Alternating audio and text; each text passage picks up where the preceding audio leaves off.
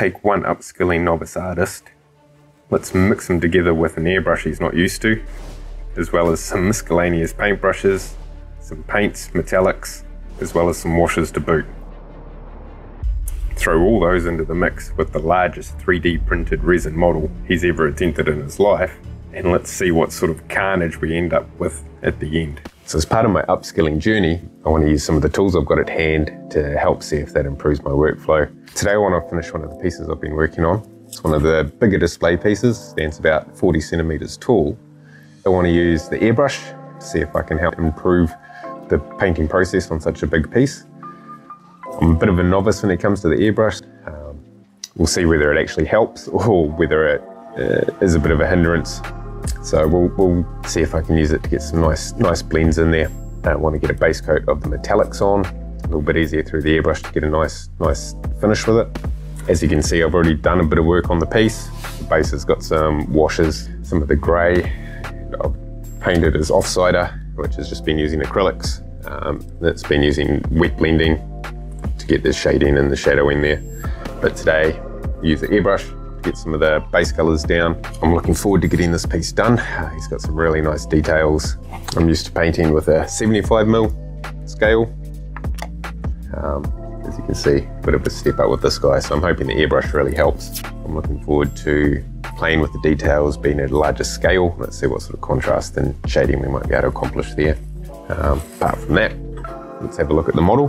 So basically the lower half is metallics, so that robe will be used to offset some of that. So I'll go with a muted low-key colour, and that will also put some contrast against the skin tones. The top half is basically skin tones with some metallics to offset it.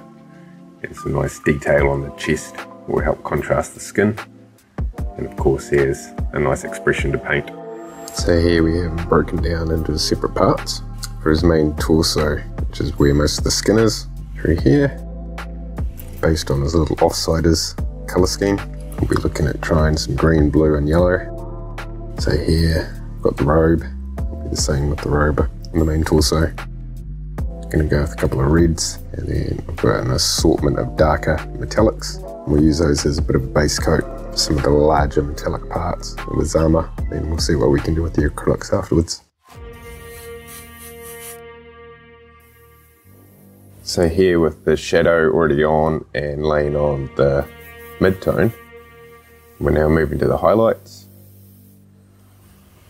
I just want to bring out some of these raised areas and give some good contrast to the blue. Not forgetting the hand as well.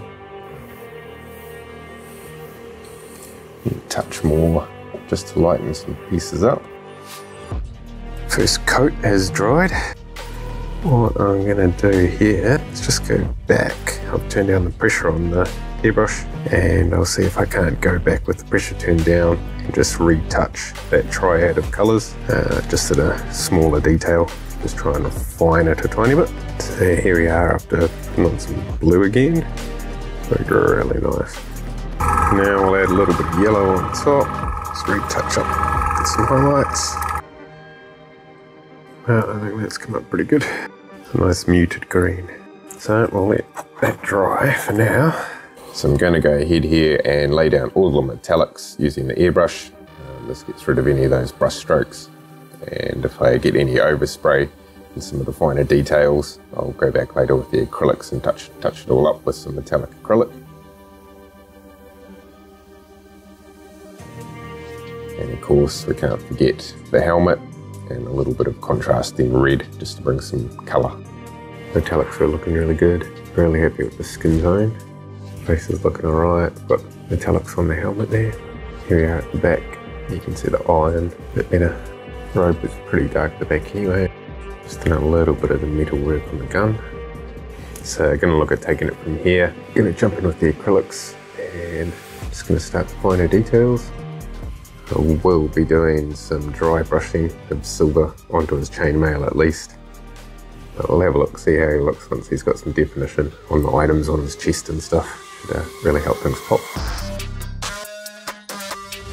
So now I'm putting away the airbrush and pulling out the paintbrushes. I'm just going to lay some high and low lights and some midtones around all the details, horns, and then I'm going to grab some metallics and touch up some of the overspray and just look at cleaning up some of the lines. And from here, it's really bringing the model to life with some detail. So I've gone and made my first mistake, which I'm going to remedy. The one suggestion sometimes is just to let it dry. Don't get caught up because the shade doesn't quite look right. Give it some time to dry and you'll see the finished product. Quite often I have to remind myself that before I make too many drastic changes, because allowing it to dry can help it blend in, so give it some time. So we've reverted this guy back to his brown leather now. So just first coat under there. Going to do some highlighting and stuff soon, but I want to get some base coats down. So I'm just going to start with the colour I did have as leather to do some of the rope detail and these bandages. Get that down as a base coat and we'll see which way we swing with the highlighting and the shading.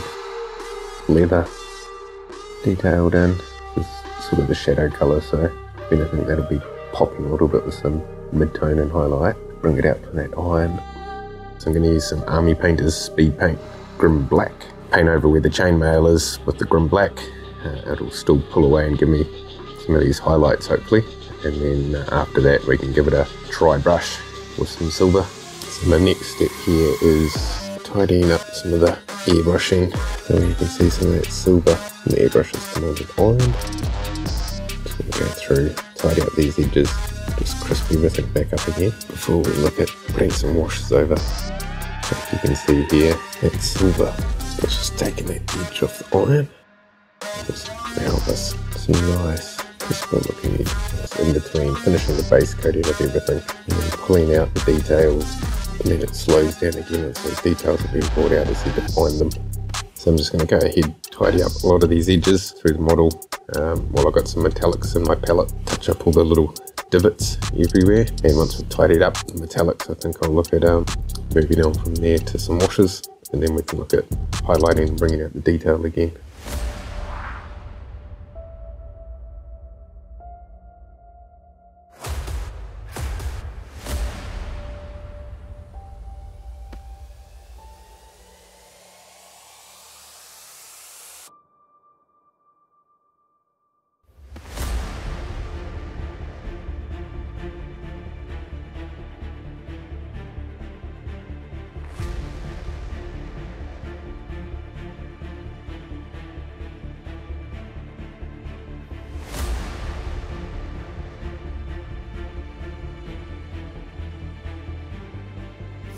So I'm pretty happy with how this all turned out.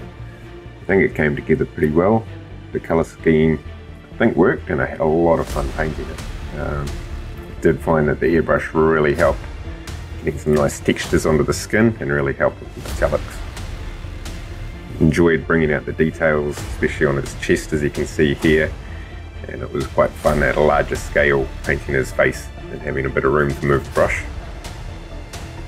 All in all, I think the airbrush really helped with the work process and getting through the work on such a big model and managing to make quite a nice sort of feature look on the skin tones. I enjoy with this model, down low we have the green of his offsider and against all that inorganic material, and yet we're still bringing that life to the model at the top with his skin tone. So if you want to catch another project I did recently, have a look at this video where I completed in 90 minutes using only speed paints. And if you like the things I'm doing, subscribe to the channel and I will see you in the next video.